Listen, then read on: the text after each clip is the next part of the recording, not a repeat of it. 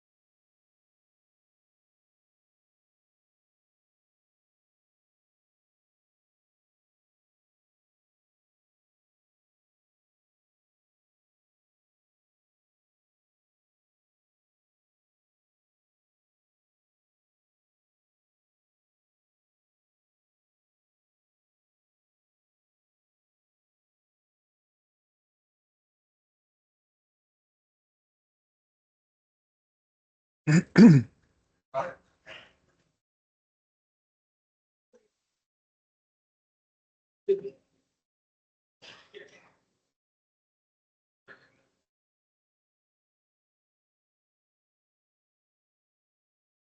there's a straggler.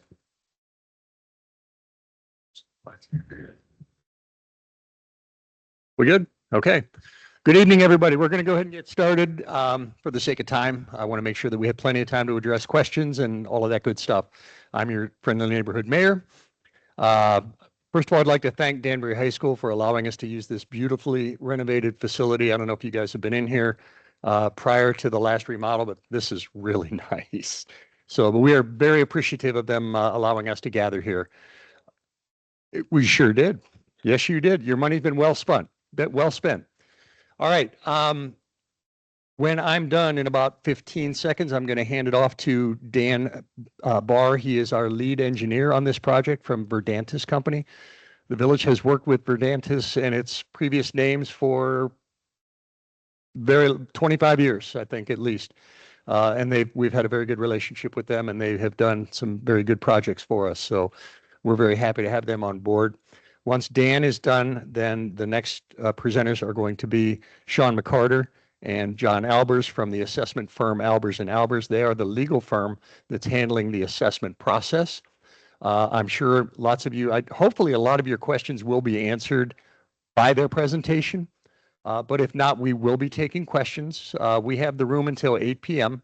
I do ask that we hold off all questions until after all the presentation is done to give everybody a chance. Like I said, a lot of your questions may very well be answered by what these gentlemen have to say.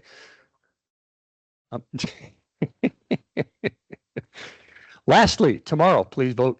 It's important. I will be working the polls again, and I look forward to seeing every single one of your smiling faces at the polls tomorrow. So with that, Dan, I'll hand it off to you. Clicker's right there.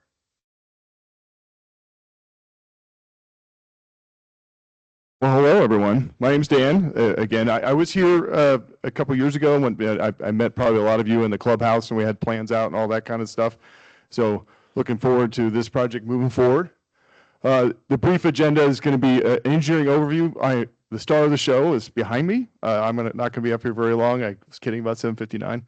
And then we'll get into the assessment process, which is what mostly tonight is about. So this is a map of Johnston Island. You're all very familiar with it. I was just going to point out a few basics. The water main is, for the most part, it's a 12-inch across the bay, actually, but the rest of it's an 8-inch. It's going to be going across the bay on the east side of the causeway. On this side, the sewers on this side. That's one reason why we're there. But we are in the water. We do have Army Corps permits and all that good stuff, because digging into the causeway would be, there's a lot of trouble with that too, and traffic control. You can kind of see the blue. That's the water main. We do not cross this water either. We go around to serve all the houses. Every house and lot and parcel will have water main in front of it. Let's see if anything else I want to say on this. Well, we are adding fire hydrants. There is fire protection out there. Anything else I want to say on the schematic part? Yeah. So you guys get an idea of all that. We're not really going to get into detailed, get to see drawings and stuff again like we did last time. I do want to mention one thing now. I'll show you a couple of slides too. So when we actually start getting out there in construction and the contractors are out there, the way your service will be located, we drew it somewhere on the drawings. You'll be able to move it. Like usually what the contractor does is you put a stake, you'll get a stake and you literally drive it, an appropriate spot for your property. If you want to move it the next day because you decided somewhere else, that's fine until they actually put it in, right? So you don't need to worry about exactly where it's shown on our drawings. The service corp stops, we'll talk about corp stops or curb stops. But that's how it'll be communicated to the contractor. So the drawings are more or less quantities and that kind of thing. So there's not a lot of need for that. All right, I just wanted to show you briefly how we're crossing the bay. It's kind of interesting. So this is north. So this is the east side. Cedar Point's over there, and the, and so forth. We are going out in the water inside what's called the submerged land lease, the same one they have for the causeway as well as the sanitary sewer that's out there. The way that's going to roughly work is they'll be the off of barges. They will do their best to do a trench similar to this, about 3 feet of cover. Cover's not incredibly important at the bottom of the lake. You'll see why in a second. But this is what the plan is. We'll see how well they can do off barges and excavators. We're going to do what's called this is a high density polyethylene plastic pipe, which is fantastic for doing river crossings and water crossings. It's very flexible and it does a really nice job. One side benefit or thing we have to be concerned about, if we don't weight it down or put it under significant dirt, it will float, even full of water. It's actually buoyant. So one thing we're doing to help with that in this case is we're bringing what's called an articulated concrete block mattress. So it's a bunch of concrete blocks wired together, and it's like a mat. They use it for erosion control as well as pipeline protection. It will go on top, just gets laid on top by a crane. Unlike this drawing, it will be, it'll just sink into this is pretty much muck, so it's going to sink, which is good. We want that. Grass will be able to grow through it, all that kind of, aquatic vegetation, things like that will be able to grow through it. But the nice thing it does two things. It will make sure that stays down, and also nothing up here affects that pipe, like erosion or a boat anchor or any of that kind of stuff, especially since it's pretty shallow. Above here, 4 or 5 feet, you guys know it better than I do. Anything else? The other nice thing about this is it's removable. So if the county, in this case, down the road, had to get to that piece of pipe, it had a pipe break or something like that, they'll literally be able to just lift it off. I mean, it's not as simple as that sounds, but put it onto a barge, do whatever they do, put it back. So we find that's a really good solution, and every other one would cost 2 and 3 times more expensive. So I think that should work well. All right, this is a really important thing for the assessment discussion coming up. Just talking about some parts of a water system. So this would be the house or structure. There'd be a meter pit and a property line where the meter is. The meters are outside in the yard. And the whole thing here is a water service line. There's a corp stop that gets put into the water main here. It gets tapped in there. And this curb stop, you're going to hear a lot in the assessment part. So this is a valve. This is like if you ever hear about someone getting their water turned off because they don't pay their bill or something, or during construction. This is an isolation valve that everyone can get to as needed. Or your house has a leak and you can't stop it inside the house. You can go out here and manipulate this valve. That's actually the edge of the village or the village/county responsibility, and then this becomes the private, your responsibility, so to speak. So the project is going up to the curb stop. That's what we're doing. All right. So that's a valve that could be set there and turned on later, or turned on whenever the rest of the service is installed. That would be your guys' responsibility with the plumber to run the rest of that. Did I miss anything? I'll let you guys talk about the other implications of that. So, one thing there's 2 things I wanted to hit on. One, I'll just go back to this for a second. So I know there's always concern about trees and these kinds of projects. I know there's concerns here too. We are doing everything we can to avoid trees. We have avoided most of them. We're in roadway for a lot of it, and right away for almost all of it.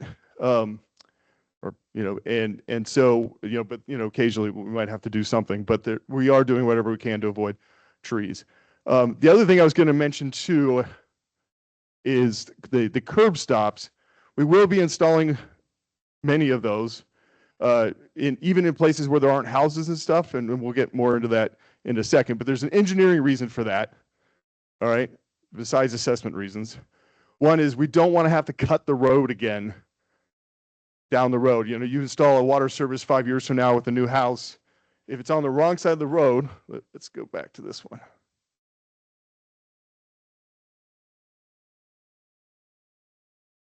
So, like, for example, this water main here is shown to be on the same side of the house, but if this water main is on the other side of the road, what we're trying to do is do the road cuts now as we're going to be doing a lot of pavement repairs and replacement and improvements as well as part of this project.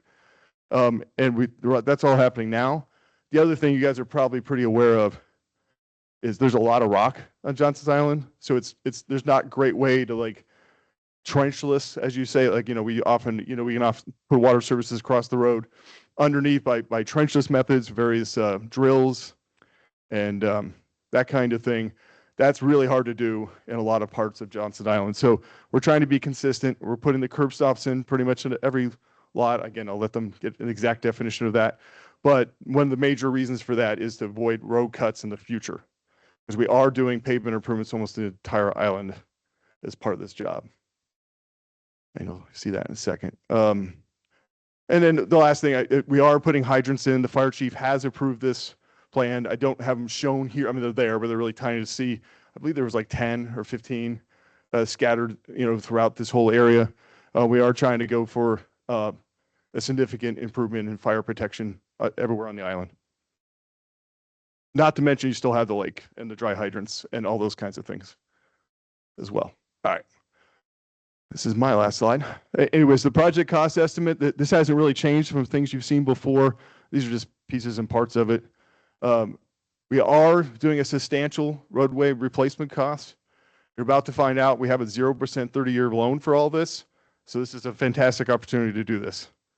We are going to mess up your roads with the water main, so it is legitimate to do it now. Between digging up the road and then the trucks driving over it, and then some of the condition of the road now. And then the water main cost here, we have some contingency, and you can see this is the estimated total right now. It's about 3.6 lane miles on the roadway, so most of the island. And water main length is about 24,500 feet scattered throughout the project. I think I am happy to answer questions. So Dan got us to the point of a number. So let's call it 8.8 is your total cost of construction. So now we got to get that paid for. And the methodology to pay for it is an assessment. And the assessment then is levied against the properties that are benefited. And we'll get into the particulars of that. But so 8.8, we've got a 0% 30-year commitment. That 0% really helps. And we'll show you something on that. So we've got to fund $291,000 annually. It's collected twice a year. Your taxes are collected twice a year. So the semi-annual payment's $145,993. It's needed to cover this 8.8. So the way this project is going to be divided up is a little different than what's been discussed before. Previously, the division was essentially a parcel division. Every parcel would be assessed the same amount, whether there was an improvement that could use the assessment right now or not.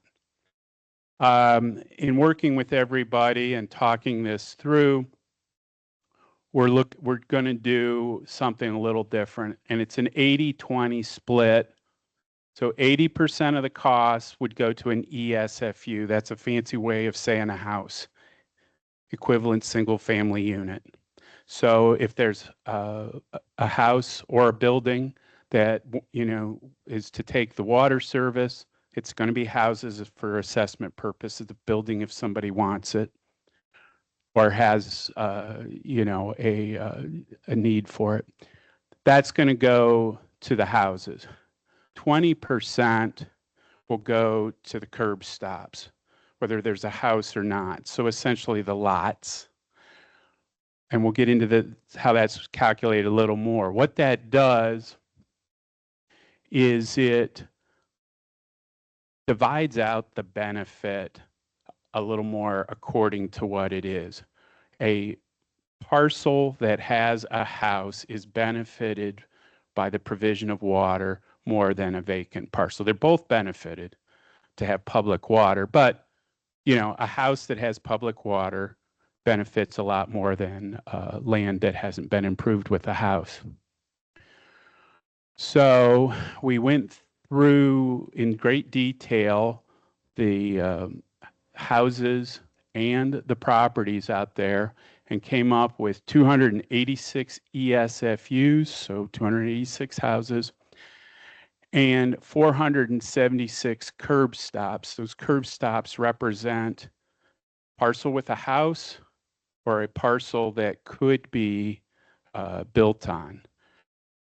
There's a few parcels out there that can't be built on, and there's some houses that really occupy 2 lots. So they're only getting 1 curb stop because that's the benefit to that property. At the end of this, I'll give you a list. It'll show all your properties. You can see what the determinations have been. So up here is the assessment based upon the 8.8 number that engineering determined. So for a house, the annual cost would be $816.75. In addition, a house would pay a curb stop, $122.68. Let's call it $940. A lot will pay $122. So, the standalone lots it's $122. Again, it's 0%, so that's going to stay steady throughout the entire 30 years. And it's paid by the current owner. So if you own the property for 5 years, you pay for 5, the next guy pays, et cetera, et cetera.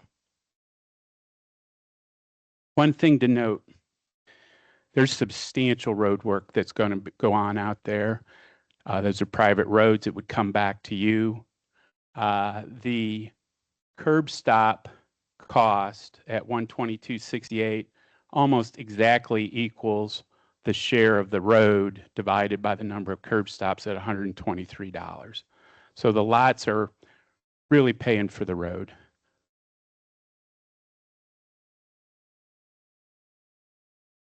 And you get fire protection. So I can't tell you what it does mathematically on your insurance, but you should be entitled to a reduction in house insurance costs because now you have hydrants, which are a superior form of fire protection. So the point of this slide is to show you what happens when you have some interest, which you don't have. But if we did the 30-year loan at 4% interest, you can see what the difference would be in the cost. For a house, you go from $816 a year to $1,403.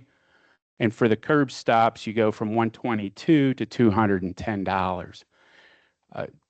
0% interest is a big deal, and you only are entitled to it for certain public projects. And here it's because of regionalization in working with the county. I know when this project was first projected, it was projected with some interest. So, getting rid of interest constitutes a substantial savings.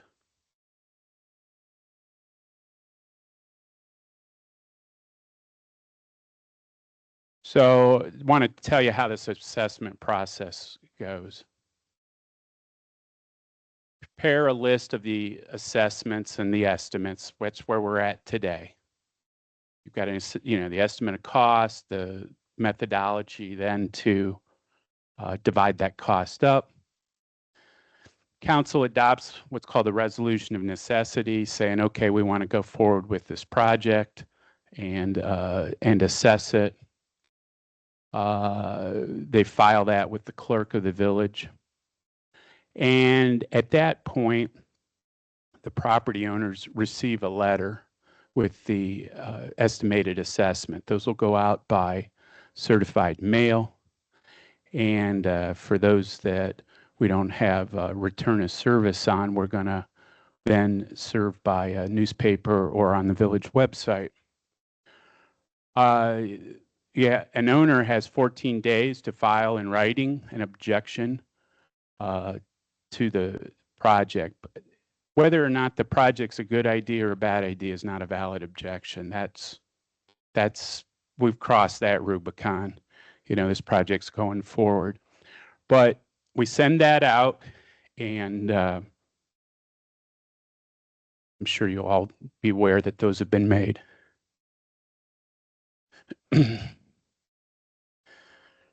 If objections are filed, the way they're handled is before what's called an equalization board. We sometimes call it an EQ board. And that's a board that's appointed by the village council. After that board would be appointed, a hearing date would be selected. We would send out notice, and that notice has to be at least 5 days prior to the hearing. They'll have a equalization board hearing, at which point objections can be heard. The village will respond to the objections, and the equalization board will write a report setting forth its position on the objections. The board will then submit that to the village for a vote whether or not to accept it. The village can reject it, and we can start this all over again. But following completion of the equalization board report to the village will pass a ordinance of intent to proceed with the improvement. Again, it has to be done after the EQ board report.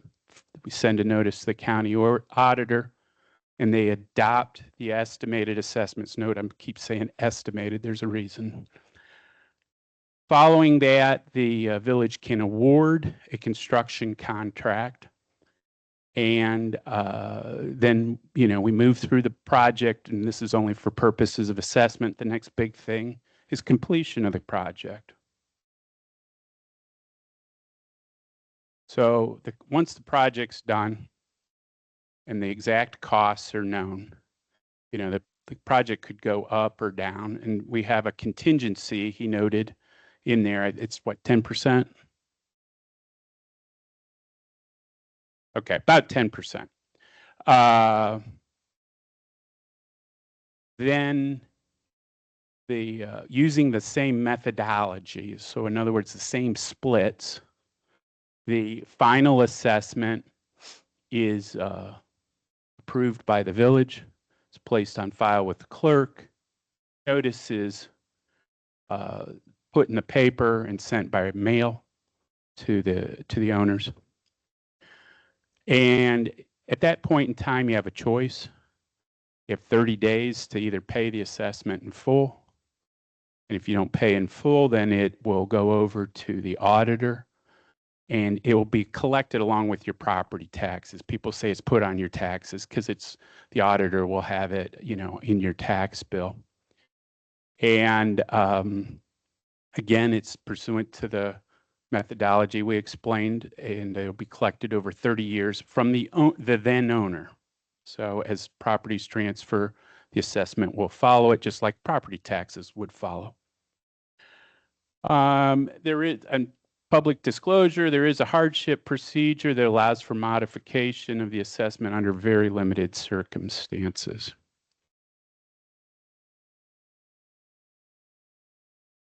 And that brings us to the conclusion of the formal presentation. Yeah, I just realized I didn't cover one thing that was a little just more interesting, just in case anybody's particularly interesting. We had to get a bunch of permits for this. One of them was an Army Corps permit, mostly for this crossing. Part of that was we had to work with the state historic office. Obviously there's a lot of interest on the historical past of Johnson's Island. I was just going to mention a few things that came out of that. So we had to work with the U.S. Park Service and the state office of the historic state historic office, SHPO is what they call it, a lot, as well as the Army Corps themselves. I was just going to mention, so there's two main things that came out of that. One is, let's see, I got to get my bearings on this. There's the cemetery. So there's a Confederate Civil War Cemetery up here. I'm sure you all well aware of that. We are going by it. You can kind of see it right there. One thing they had us do is you might have seen it about a year ago, maybe. We had a company come out with ground penetrating radar and look for any grave sites that were outside the fence. We're not going inside the fence, but out here, we did not find anything of significant value. They did mark a few spots that we're going to have to be more careful when we dig. We tried to avoid everything we could, but there's almost no chance. One nice thing about is your rock is so shallow that there's not much room for things under the in the earth to go find. So we did do that, and we altered where we could, or we're going to just have the contractor be extra careful in a few spots right through there. And then the other thing is we have to have, for pretty much this side of like this area through here, which seems to be the most historical interest, we have to have an archaeologist actually on site watching them dig and to see if they find anything. So that's in that budget already. Wasn't our idea, but they are going to be there. We're going to have a full-time. You're going to get to meet an archaeologist if you want to go talk to him about what's going on. But he's going to get to watch a big rock trencher. Hopefully there's something left if they find something. I don't know. But in any case, I just did want to mention that, because I didn't mention that before. Any questions for Dan while he's up here? Timeline. We talk about that? Yeah. Okay. Okay. On the construction side. Oh, yeah. I'm sorry. They have to use a mic for the people on Teams or remote. He's coming. I'll answer that. There are people listening via the web. The only way they'll be able to hear is through the microphone. So, gentlemen, yeah, there you go. Yeah, just a timeline from start to finish. Yeah. Estimated, obviously. Yeah, so that's an interesting subject. So I think the goal is to be bidding, Joe keeps telling me December, but December or January, it depends on the assessment process he was talking about in terms of the bids. Probably awarding in March. With the funding, it just takes time to go through all that, 30 days for the bid, those kinds of things. We'll probably give the contractor something like a year to get it done. That doesn't mean he's working for a year. That just means he has a year, he or she has a year to finish the work. I would guess the causeway work will be a subcontractor almost for sure, and then another contractor, just a normal excavator, doing that work. So there'd be potentially 2 crews. They could probably get that whole thing done in like 3 or 4 months if they were working continuously and all that. But we give them some room for this. One is, it's not like they're going to start in January or something, right? And they have to buy the pipe and they buy all that stuff and all that thing. So it takes them a little while to get started. The more latitude we give them, the better the bids come in as well. I mean, that's an estimate, but until we get a bid, we don't know, right? Because if they have more time, they can schedule their crews around other work and all that stuff. It's more attractive. So if we condense that, like, let's just say we gave them 6 months, they'd all be like, whoo, I don't know about that job. Like that, there's other jobs with less risk. That makes sense? So the contractual time will probably be something like a year, 3 or 4 months of work on actually out in the field is what I would think is about where it's happened. Just depends on how many crews and how much they do together, all that kind of stuff. Great question though.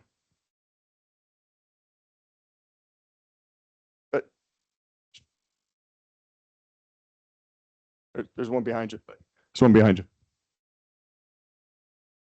Is this possibly going to happen between Memorial Day and Labor Day? Yes. And the reason why I say that is because that's also prime construction season.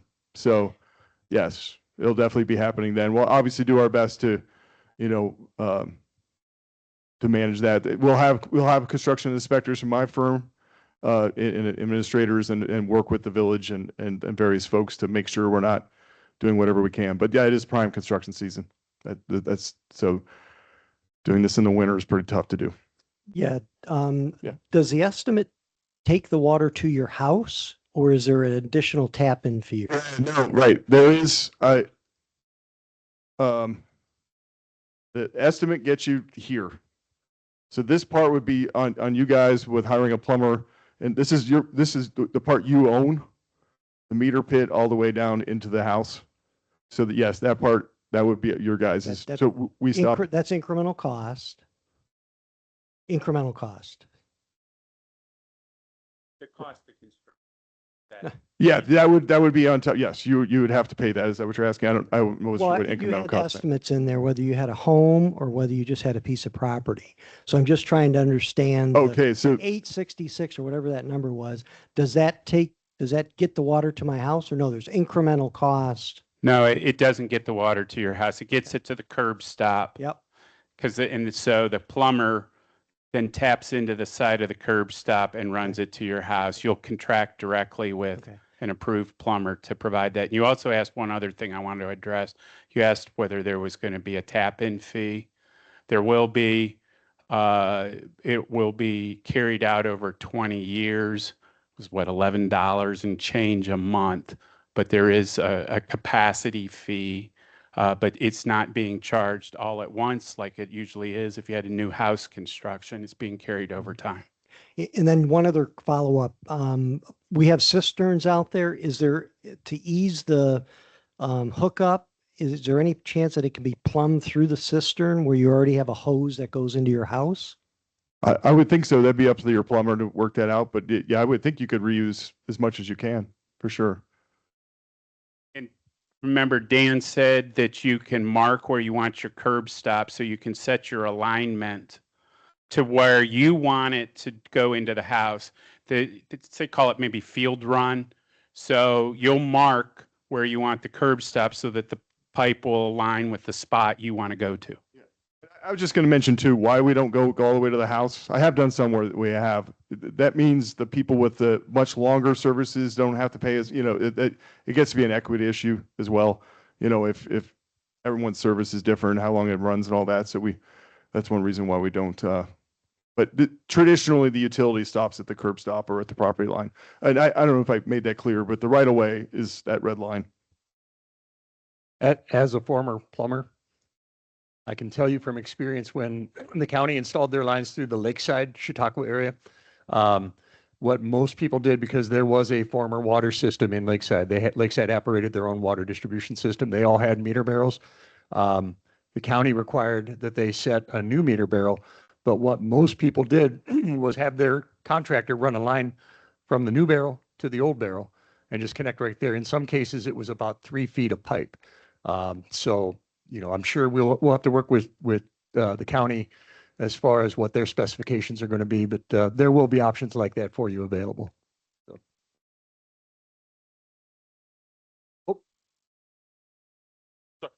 Oh. Two quick questions. One is, does the project need to be full completion before we could tie into our respective homes?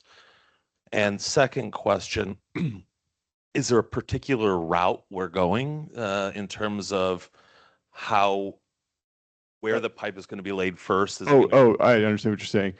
Great questions. All right. So let me answer your question. You do not have to wait for the whole project to necessarily be done. But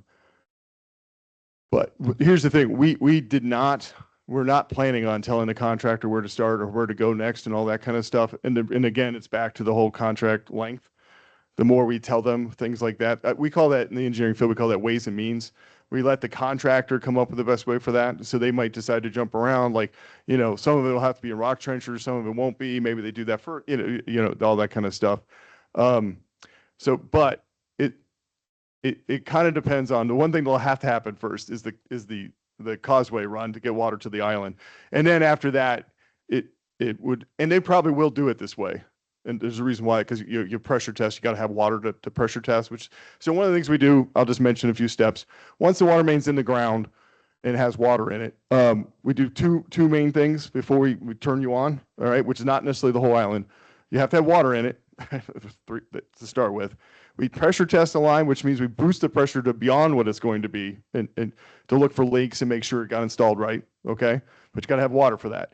And then two, we also make sure it's been disinfected and there's nothing in it. It's good, clean water. So we do a lot of flushing and bacterial testing and all that kind of stuff. Those all, as soon as that happens and there's water in front of your house, you can connect, my opinion. I don't know, Zach, if you want to add a different theory. Okay, of a piece though. For example, again, it's you guys could make that call, but this part's going to probably get done first and have substantial completion up here. And like that part's probably going to be, in terms of having water and all that, obviously just the distance, these guys could be turned on potentially earlier. Assessment thing or something, but that's usually how it works. That makes sense. Good questions. Lots of questions, Jeff. Oh, okay. Hello. You got about 25,000 feet of pipe 8-inch. there. Mostly 8. How is that going to be staged? Is it You going to mean, be where's it just in going to time be? just in time delivery as they need it, or we're going to have a pile of pipe someplace? Yes, that's a great question. Another ways and means thing.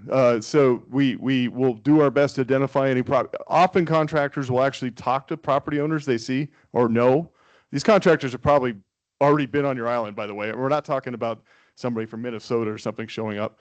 They'll either look for like village-owned property or other open space that they could lay stuff out, or they'll actually talk to, they see land that's not being used, and they'll reach out and maybe pay some small amount to borrow your area for lay down. I've seen that too, and then restore it. With the market the way it is, I have seen people trying to beat tariffs and all those kinds of things and trying to buy it fast and upfront, which means but they also could stockpile it at their spot and all that kind of thing as well. So great question. Yeah, that's kind of up to the contractor. They're not going to stockpile it in some random person's front yard, if that's what you're worried about, or the road or anything like that. Yeah, they'll have permission no matter what. 2 questions.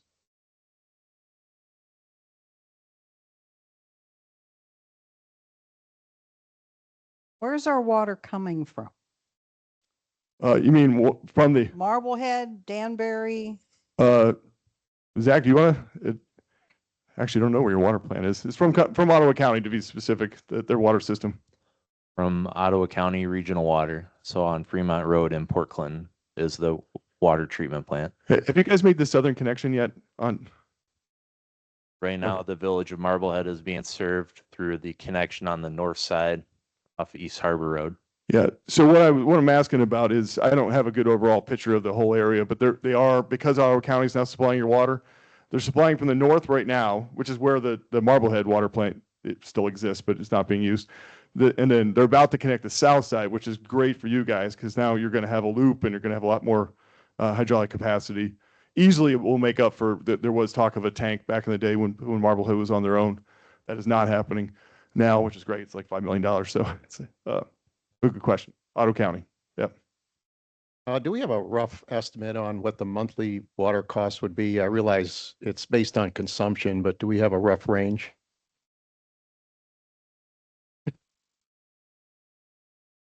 Right now, based off of estimates and the regional project connecting the Village of Marblehead to Ottawa County Regional Water, with those estimates based off of a 20-year 0%, is approximately going to be $54 a month.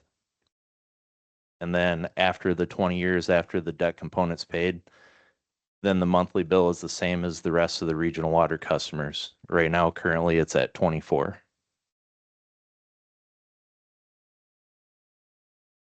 What are the environmental impacts of putting that pipe through the water next to the bridge? And is there anything going to be done to mitigate any of that?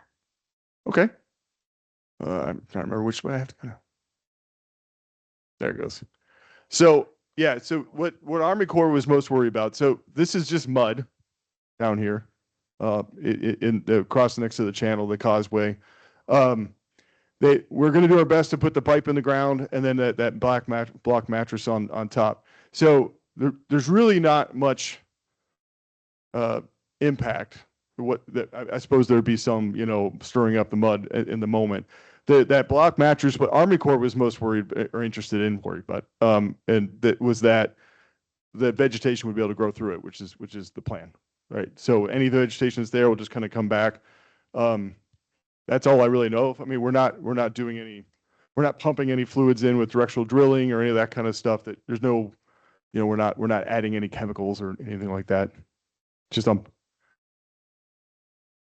that I'm aware of. I mean, it would just be digging in that one spot, which is how the county line got put in, by the way, a version of it. And is not unusual. I think the power line might have went in too. The power line that goes from the east was put in similar. So yeah, this is pretty normal. I'm actually doing a job in Kelly's Island that's very similar to this, in terms of this kind of digging. It has pretty minimal impact. It's pretty shallow there too. But yeah, I mean, there will be dirt stirred up when they're digging it, but we don't expect, the Army Corps did not have any problem with it. Yeah. We'll have to get the other mic over there. This gentleman first. The location of the individual curb stop for each house, where to put a stake there, that is best determined by a plumber. Between you and your plumber, I agree. Yes. Yes, not us though. Yeah, so we just put a representative spot on there for the contractor to know that the one goes in the general area. But yes, you would want to know things like, for example, and your plumber or your whoever is what side of my house does the water come in now? Like obviously you want to put it on the same side, hopefully line it up, don't put it in front of a tree, those kinds of things. Yeah. When the Lakeside project happened, we did several hundreds of consultation calls like that for people at no cost, where we would just come out and look at their yard and say, well, here's this and that. It makes sense to put it somewhere in this area. So whoever your contractor is, they can work with you on that. Yeah, and I'm sure between the village and our inspector and all that, we can help. The contractor would be happy to help too. It's just you do have control over it. Where the exact shown on the plans is not super important. How will the marina be charged? 80 or 20 on the assessment? The marina connection that's along that. And for the the whole assessment basically. Well, right now, what's set there is for those docks, and it went in at a 1 ESFU plus a curb stop. There's also a discussion, I know, of a future clubhouse that'll be dealt with in the future, and they'll be charged according to how their needs and so forth.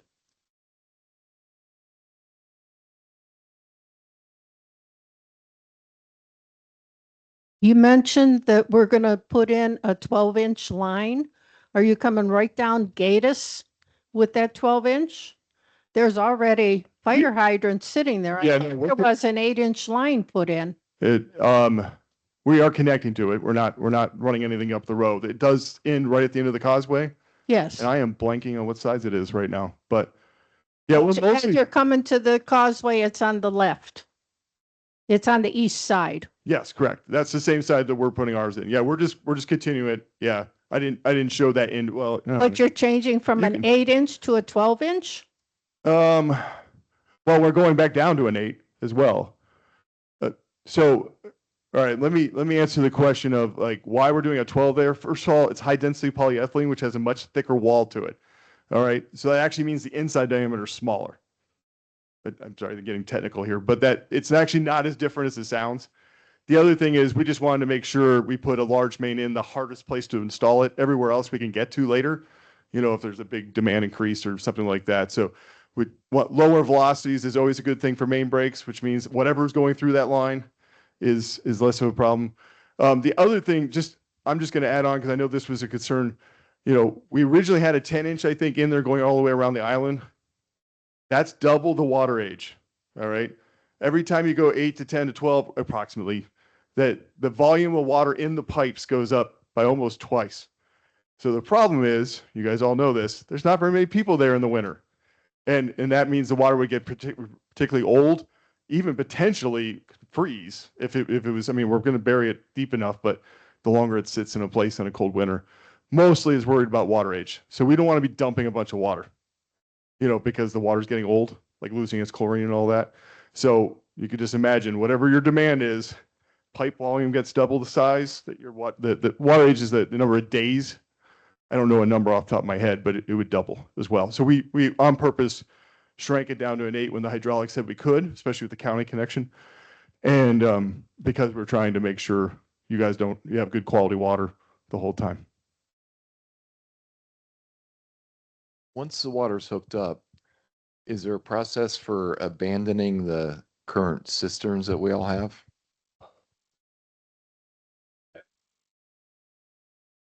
when you ask that, that's often with septic systems, there's an abandonment because the health department wants those disabled and not operational. I don't believe there's a health department requirement for removing a cistern, is there, Zach? There's not that I know of. Okay.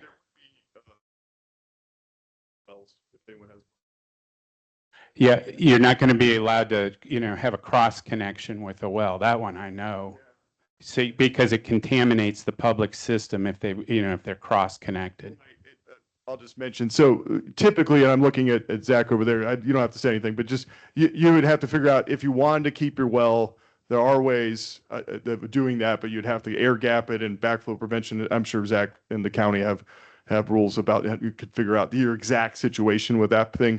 But wells are, I don't think cisterns are. I've never heard of that because they're not a contamination source. There's just no water in it, right? So, anyways, unless I guess there's rainwater or something, and then maybe that's a problem too. But yeah, yes, right. They should be air gaps. But that's not part of the project. That would be part of your plumbing stuff. Yeah. For that part that we are responsible for as homeowners, do we have to get approval from the county for the plumbing and the meter and so forth? What's the process for this? Zach's nodding yes. Okay. Usually you have to get it's like a building permit or like a plumbing permit.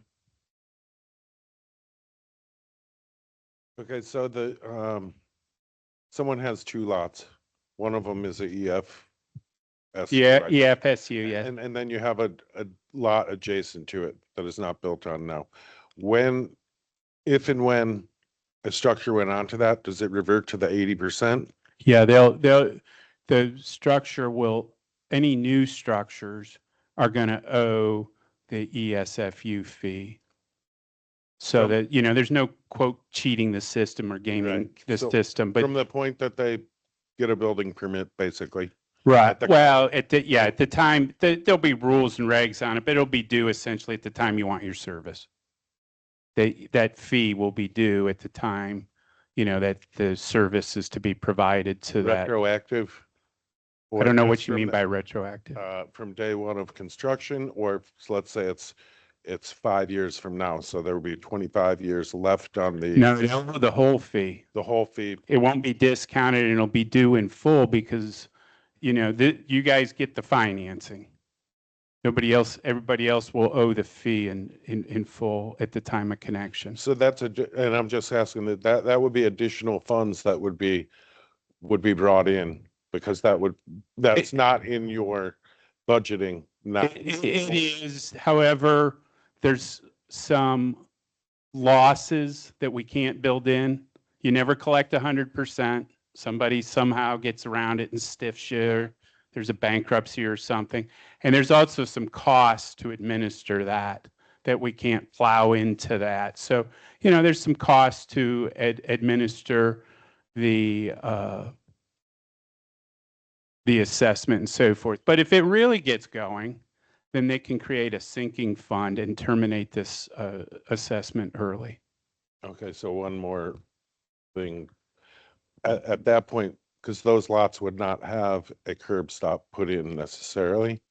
So the lots that every lot will have a curb stop. Not every lot that was viable for building is getting a curb stop. Okay, cool.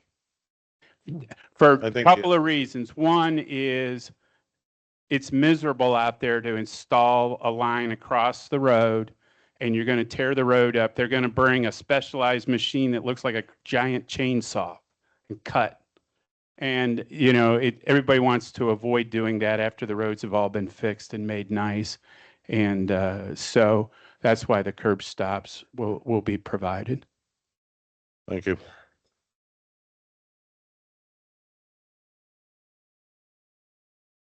Yeah, on your drawing up there, the other one, you showed that meter pit and so forth. The other drawing. You pull it up. Yeah, and that's the homeowner's responsibility, that meter pit? Yes. Okay, is that going to be supplied by the county or does that cost us extra money or is that included in the project? Well, your plumber will get it for you and it will be it would be your obligation to pay for it, but the county will spec it. They'll have a specification. You got to buy the XYZ I know, but model. my question is that when we go to hook up the water, we have to buy that ourselves? Correct. Okay, it's not included in the project here. No. Okay. My question's for the mayor. Mr. Mayor, could you tell us, many of us are full-time residents and we signed the petition and we're definitely going to tie into water. But is there any mandate for people that might be seasonal to tie into the water? There is not. We had a discussion about that and we decided that, I think the example was, somebody has a small cabin, it's not really improved. They're there for 2 months every summer and that's it. We are not going to require you to tap into the system. We highly recommend it. We think overall it's a better value. Your water costs will in the long run be lower, but you will not be required to tap in. The assessment will apply though.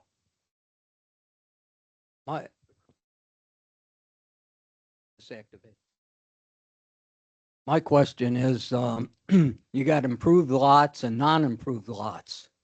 And as the non-improved lots build on it, that's going to add more money into the whole money being paid towards the assessment. Instead of the 122 something, it's going to be 800 and some. So how's that going to adjust out? Okay, so one of the things is there's some costs that we can't recover in the assessment. For instance, there's collection costs and there can be defaults. It's hard, but there's some ways to default on this. Like every business, you never collect 100%. Somebody always stiffs you. So there's a little bit of that, but let's say it really gets going and there's a lot of these, then a sinking fund can be created and you do it on the back end of the debt. You shorten the number of years up. You leave the assessment where it's at. That's what that was passed, but if there's quite a few, then they could create a sinking fund to shorten the term. Okay, my next question is, I have 2.5 lots. Okay, the house and the buildings are on all of those lots. The house is in the middle of 2 of them. And then the barn is partially on the first 2 lots and the half a lot. At the end here, we have the lists by name and parcels and lots. So you can see how this has been configured out. Yeah, this is all under one tax bill, the whole 2.5 lots. Take a look at what we've worked on up here. There's been a lot of effort put into this. A review of the plans, review anything that was questionable. The auditor, the committee put a lot of input into it. Frankly, Joe spent a lot of time being real specific and helped us a lot. Yeah. Joe really did a lot of work to make this happen. So, you can take a look at this. If you think there's an issue or something, we can address it. But okay. I brought 40 of these.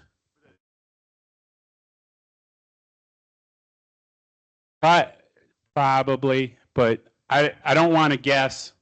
Take a look at what we wrote up. Okay. My question for Sean, could you talk to us a little more in depth about the equalization board? As I understand it, that equalization board is not about whether this project's going to move forward. It's about individual things like Tony just questioned, whether his specific lot was identified properly or not, correct? Yes, that's correct. And it's to determine whether, you were properly assessed and if you're receiving the benefit commensurate with the assessment. So, if you think it's screwed up and we don't get it fixed, you could say, hey, mine wasn't properly assessed.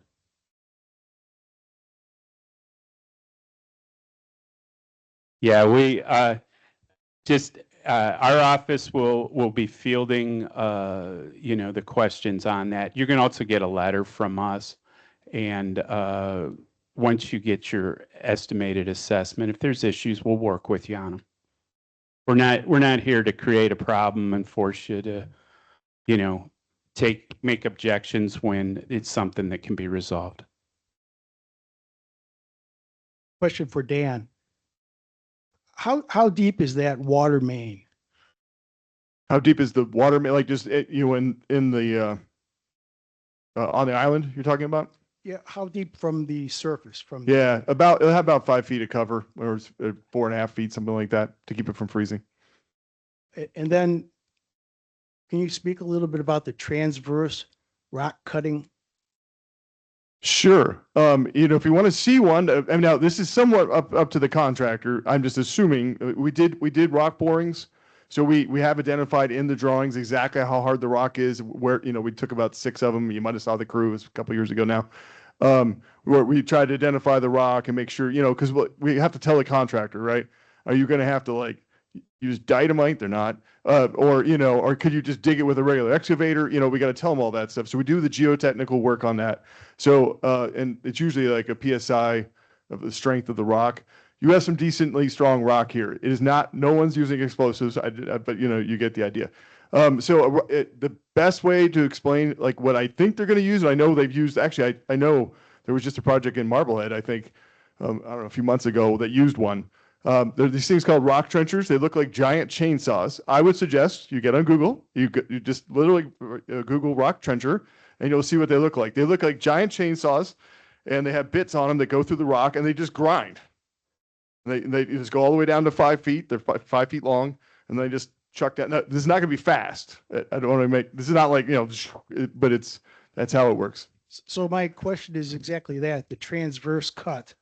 If you're digging 5 feet deep for the water main and you need to dig from the water main to the curb stop, I'm assuming. Okay, so the services, yeah, it would be something similar. So then the question is, how far will that transverse cut go?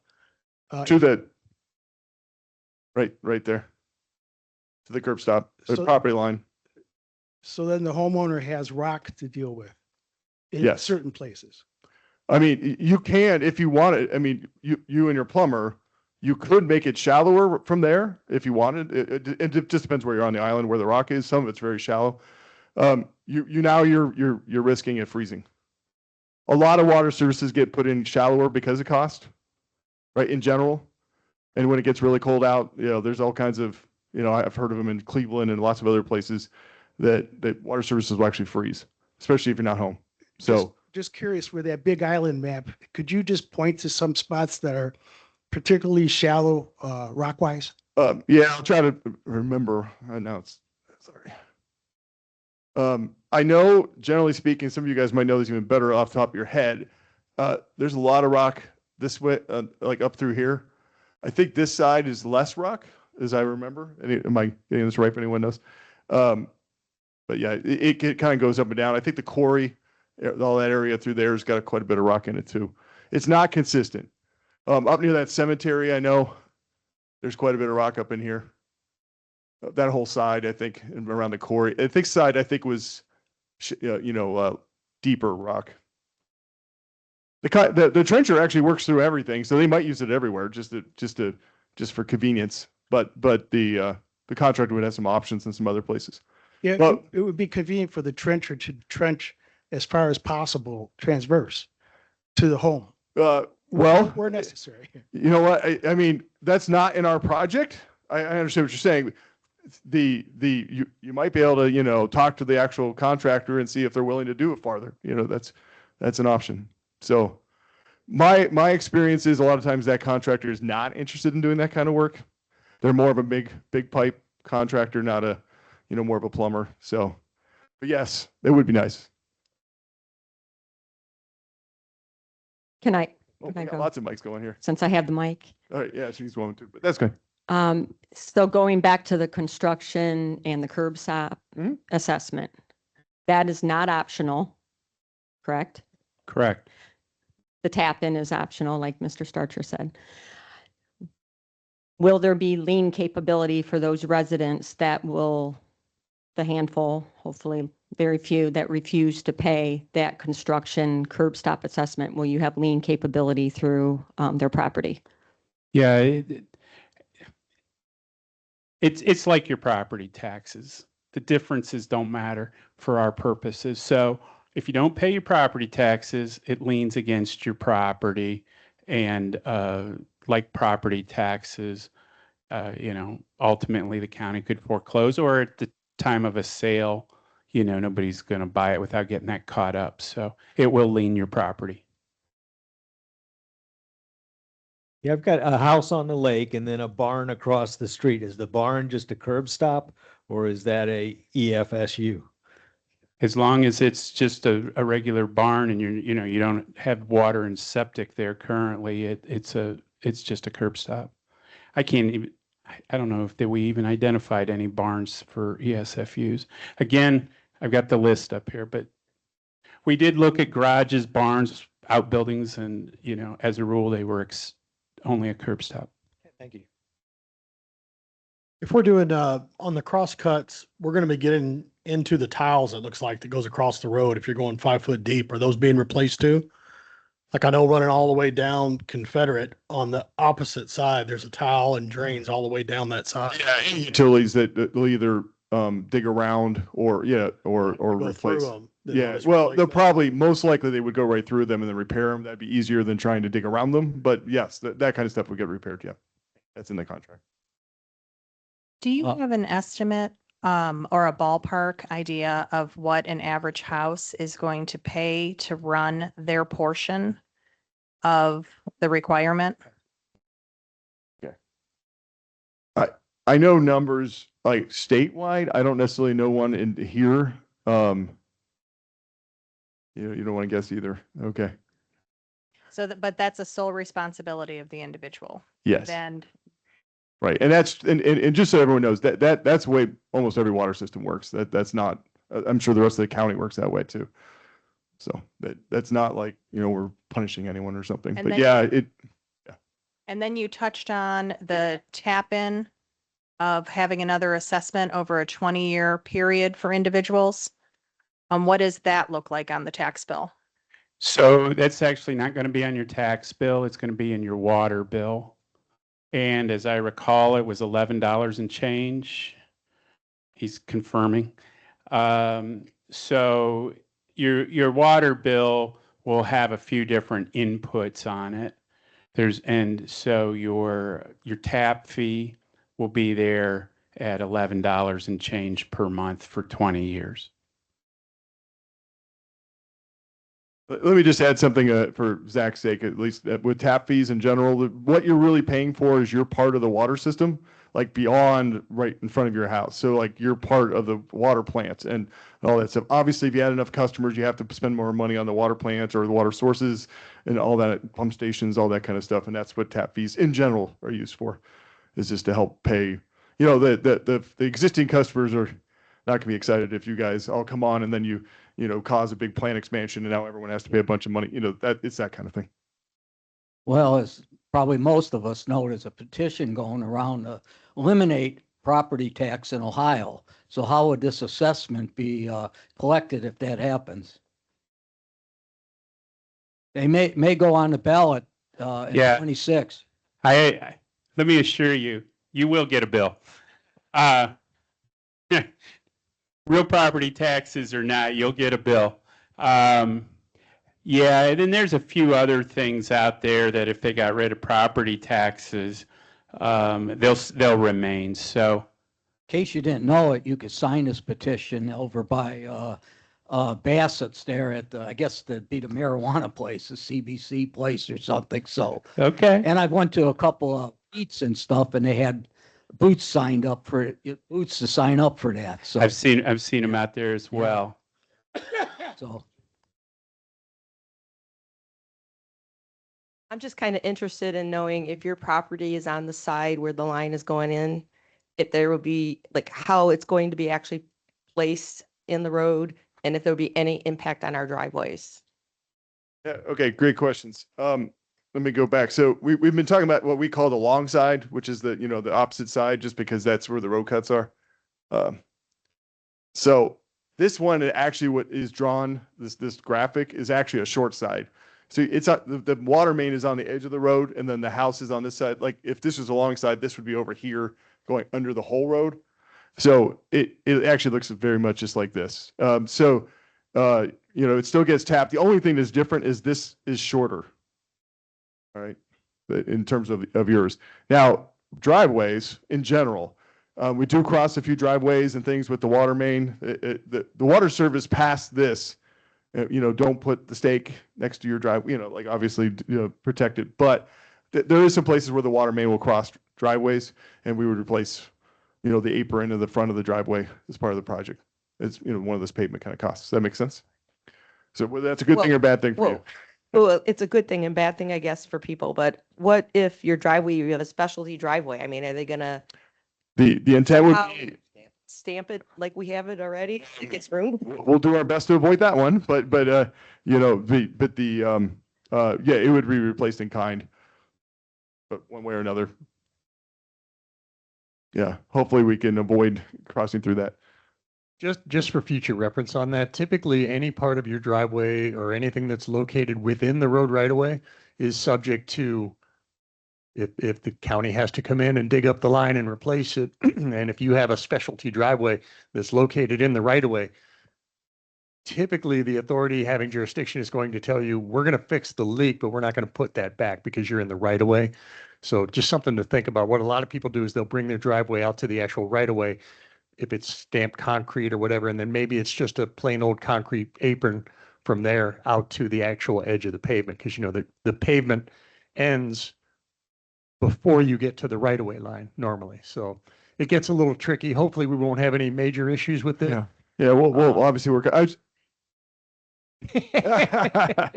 other thing I was just going to mention in general, when we're laying out water main, we do try to put the water main on the side of the road that has the most houses, that have the most short services. That's better for everybody, but we can't always do that. We have to avoid one rule, just in case you guys don't know this. We by regulation have to, well, all of you do too now, the water main has to be 10 feet away from any storm or sanitary sewers. So that does limit where we can put things, in the right of way sometimes. We had a question earlier that I was asked, can this presentation be downloaded for people at home? That's a Jeff question. We put a link to that on our website, Jeff?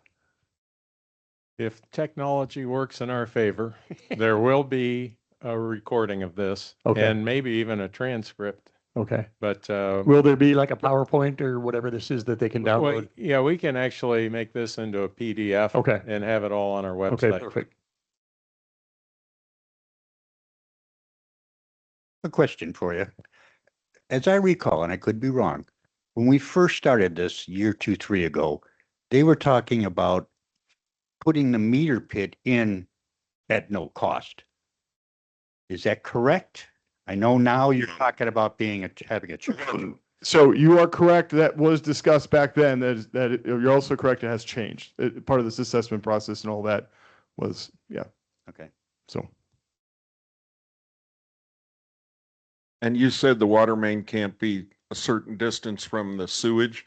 Is the same thing? I know when the cisterns went in, there was a amount of distance that we had to stay away from the sewer line. Is it the same with the water line here? Yeah. So we have to be 10 feet away horizontally. If we can cross the sanitary, or maybe we have to be 18 inches then, but and preferably above it. But I don't know exactly what the rules are for cisterns, but yes, it's probably similar. I'm sure it's similar for wells too.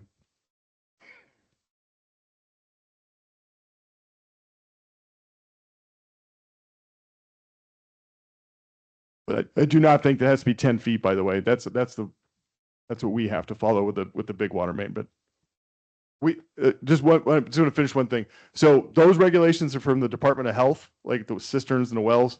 My regulations we have to follow is the Highway EPA. So there are some different rules. Okay, sorry if this has already been asked. I kind of zoned out on some of the stuff. do you have an estimated cost about what it would cost the owner to put in the meter or to connect with the meter pit and everything to their house? So we did not say anything, as part of this, you did not miss it.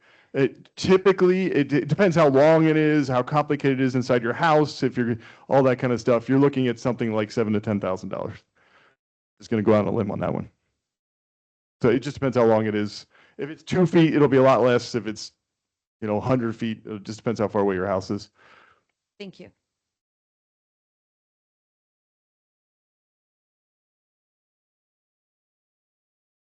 Is that a reasonable number?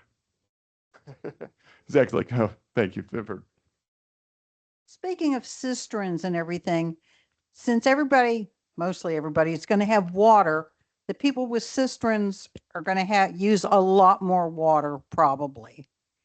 And I've heard if you fly over the island, like on a holiday weekend or a weekend, you see all that ick going into the lake. Isn't it going to get worse with more water usage? I'm not sure what you mean by the ick. What's She's talking about septic tank Septic discharge. tanks. Yeah, the septic tanks. Oh, Sorry.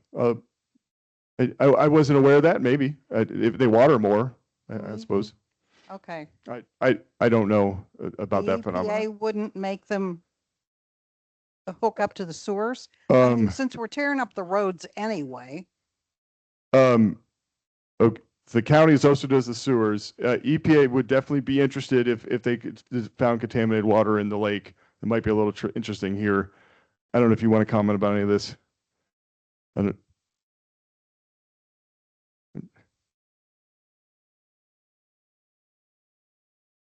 So if there's an issue with the existing septic tank, that would be health department. You would want to contact them of any information that you have. They would be the ones that would evaluate, and then Ohio EPA would follow up and duplicate the tests and determine if there's a public nuisance in the location. So if you have any information, the county health department would be the ones to contact to notify them. Yeah, usually EPA kind of looks at you as a community. They're not really interested in one house. So, but they would be interested if they, they're going to put more pressure on the village or the county to help do something about it.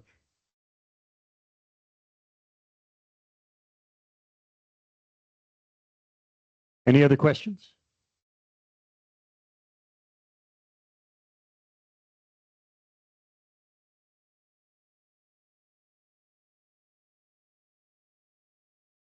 Could you go back to the water lines? The big map? Okay. Yep. Okay. Yeah, and you can, it's a little, I can see it, maybe you guys can't. Yeah, This is right. meant to just be like a map to talk about, but go ahead. Yeah. Okay. No, I'm. Those are actual water main locations, though. They're just too small to see. Okay, that's the blue line I'm taking it. Yes. The sewer line's on the other side of the street. Or at least 10 feet away, yes. Yeah, so in order to get, let's say, to my property, you have to go underneath the sewer line, I'm assuming. Usually be over, but it just depends on what depth they are. But yes, over it, where you try to go over, but if it's the same level or something, we'd have to go under, sure. Okay. I guess that's the question. Yep. And if they damage anything, they'll repair it.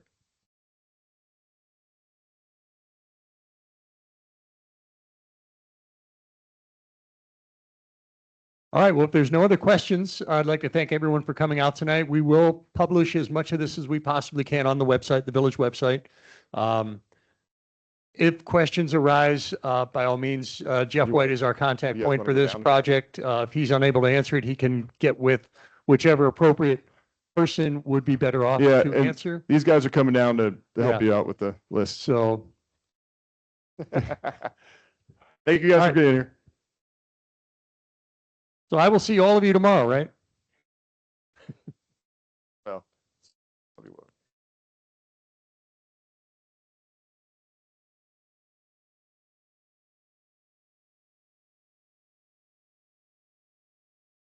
yeah. Nice job. Yeah. They have not approved us for any of it. Okay. Even though we did get approved for regionalization, we could never get any grants. So that's why. I think it's still on. But they do consider the 0%.